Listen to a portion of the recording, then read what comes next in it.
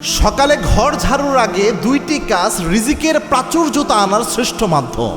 এই যে যেই পরিবারগুলোতে রিজিকের ক্রাইসিস, খালি অভাব অনটন লেগে থাকে, কোনোভাবেই ঋণ থেকে মুক্তি পায় না, দুইটা কাজ সকালে ঘর ঝাড়ু দেওয়ার আগে মিনিমাম করবেন, একদিনও মিস করবেন না। এটা চমৎকার একটি ফজিলতপূর্ণ বিষয়। ঘর ঝাড়ু আমরা কখন দিই? সচরাচর ফজরের নামাজ পড়ে, এরপর অনেক দূর যাওয়ার পরে ঘুম থেকে উঠে আমরা ঘর ঝাড়ু দিয়ে ঘরটা ক্লিন করি। তো ঘর ঝাড়ুর আগে যে ফজরের সময়টা রয়েছে, এই সময়টা কিন্তু বরকতময় একটা সময়। এবং কি আল্লাহর হাবিব সাল্লাল্লাহু আলাইহি ওয়াসাল্লাম বলেছেন, আল্লাহুম্মা বারিক লি উম্মতি ফি বুকুরিহা। আল্লাহর হাবিব নিজে স্পেশালি আল্লাহর কাছে দোয়া করেছেন, আল্লাহ আমার উম্মতের জন্য ফজরের সময়টা বরকতময় বানান। আল্লাহর হাবিবের দোয়া এটা, আমার উম্মতের জন্য ফজরের সময়টা আল্লাহ আপনি বরকতময় করে দেন। সুবহানাল্লাহি বিহামদি।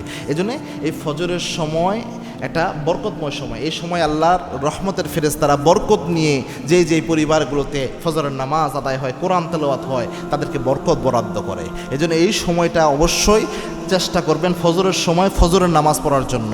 বিশেষ করে মহিলা যারা রয়েছেন, আপনারা চেষ্টা করেন ফজরের নামাজ পড়ে তসবিহ তাহলিলগুলো করার জন্য। ইস্তিগফার করবেন, মিনিমাম 100 বার ইস্তিগফার করবেন।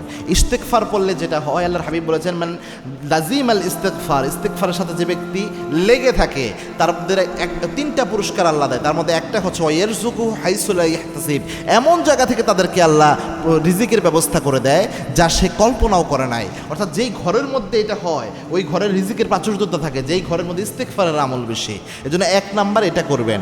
2 নাম্বার হচ্ছে দরুদ শরীফের আমল করবেন। দরুদ পড়লে রিজিক বৃদ্ধি পায়, এটা অনেক উলামা একরাম সাজেস্ট করে। এজন্য চেষ্টা করবেন ফজরের নামাজের পরে, এই সময় যেহেতু একটু অবসর থাকে, রান্না বান্না করতে একটু সময় লাগে, সেই জন্যে চেষ্টা করবেন ফ্রি ওই সময়টা ফজরের নামাজ পড়েই এই ঘর ঝাড়ু দেওয়ার আগে আপনি দরুদ শরীফের আমল করবেন। এটা অল্প পরিমাণ হোক, কিন্তু নিয়মিত করবেন। আপনি চিন্তা করলেন ফজরের পর একটা সময় আছে, 100 বার ইস্তেগফার বা 50 বার ইস্তেগফার, এটা নির্দিষ্ট করে নিলেন। এরপরে আপনি দরুদ শরীফ পড়বেন 7 বার 21 বার, এভাবে নির্দিষ্ট করে নিয়ে প্রতিদিন কন্টিনিউয়াসলি করেন। আল্লাহর হাবিব বলেছেন, যে আমল অল্প হয় কিন্তু নিয়মিত হয়, এটা আল্লাহর কাছে প্রিয় হয়ে যায়।